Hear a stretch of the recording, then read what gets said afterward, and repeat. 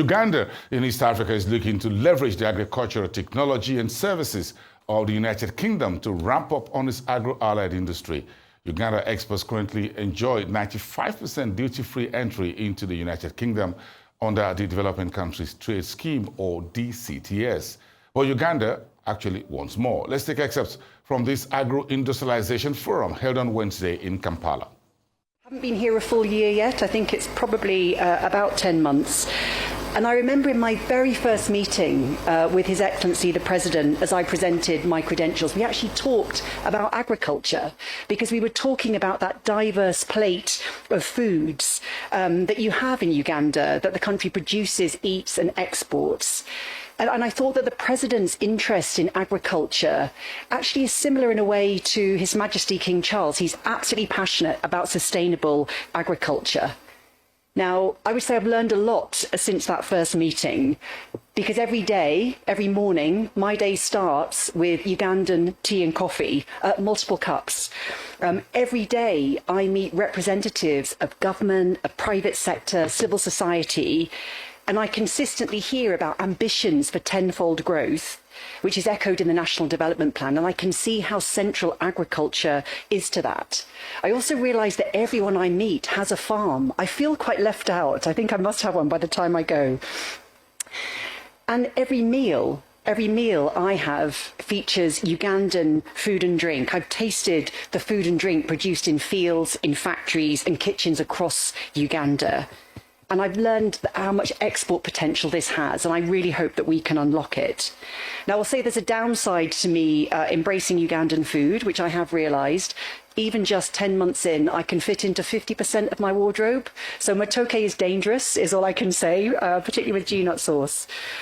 And actually, in my travels across Uganda, I've seen the importance of agriculture to millions of lives. And I know you see that too, across all the regions of the country. I've heard a bit more about the challenges that are facing farmers and agribusinesses, whether that's access to finance, inputs, markets, and all of this against the context of a very rapidly changing climate. Now, day to day, our countries, the UK and Uganda, collaborate in this sector on the A in the ATMs. I'm here for the whole day, and I'd love to hear from you in the breaks. Tell me about how we can make that collaboration even stronger. This is a testament of our long partnership with the UK to execute our various strategies. You know, we have a long partnership with the UK, starting from very far back, and really even the issues of commercialization of agriculture, or formalization of agriculture, are really the UK. For example, I don't think many people know that coffee and tea were introduced in, I think coffee was introduced in 1906 by the British. So was tea by the British. Engagement encapsulated by this forum will further strengthen our bilateral cooperation, particularly in trade, investment, and development. We collaborate in many things with the UK, and our trade with the UK is very significant. Top exports to the UK include coffee, tea, spices, edible vegetables, and mineral fuels. We also export fish, dairy products, and flowers to the UK.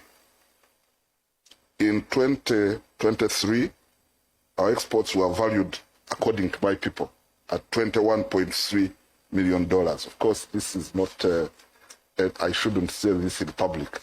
I mean, $21.3 million is not a big thing. But this is a significant increase from 10.7 million in 2019. So I think we should be, 2023 I was already PS, so I think we should really celebrate this one.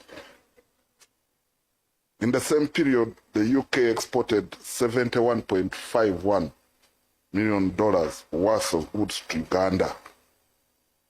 Key amongst these exports included vehicles, power generating machinery, medicinal and pharmaceutical products, and general industrial machinery. Now, agriculture. Ladies and gentlemen, we always say agriculture is the backbone of Uganda's economy. Now, of course, this is a very interesting statement, because if you say backbone, if your backbone is not strong, then you're bent, isn't it? So we say agriculture is the backbone of our economy. What do we do to strengthen it? Very interesting. We contribute about 22, 23% of our GDP, and provide about 44% of our export earnings by value. But over 70% of our population is involved in agriculture. What does this mean? There are very, very many people outside this room who work for very long, for very little money, which should, I think, make us a bit worried. Because if we are enjoying ourselves in this room and there's a mass of people out there who work very long hours and don't get a lot of money, we are not safe. However, this situation is changing through agro-industrialization, and currently, I think we are expected to create about 60. We are moving very quickly to agro-processing and contributing about 60% of the manufacturing sector in Uganda, and we expect to contribute about 60,000 jobs annually. So we are really moving in there. Ladies and gentlemen, our objectives which guide the government interventions include the following.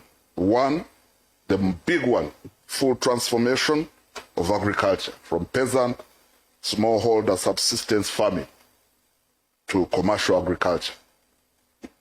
This is a very, very important one. Peasant, smallholder agriculture, subsistence agriculture, commercial agriculture. Why? Because anybody who knows a bit of economics knows that subsistence means zero net output. I'm not saying zero output, but zero net output, because you're feeding on what you produce. And if you're feeding on what you produce, really your effect on the world is very small, very minimal. If you went away, if God called you, I think there would be nothing, you would gain nothing.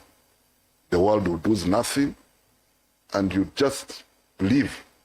Nobody. It is a very, very dangerous, I think it's an extremely dangerous way of moving through the world. And why is this situation? This agriculture relies on rain, it relies on nature, it relies on arms, on the hands of people. I've told people, I've done some research and discovered that it takes 4 men, 7 days, 4 men from Chigezi, our people. They are fairly strong people. Some of you know. Some other places you might not have the following the figures I'm going to give you. But it takes 4 men, 7 days to cultivate 1 acre of land. You really imagine this. 4 men, 7 days to cultivate 1 acre of land. That means if you want to cultivate 100 acres, you do the maths and see.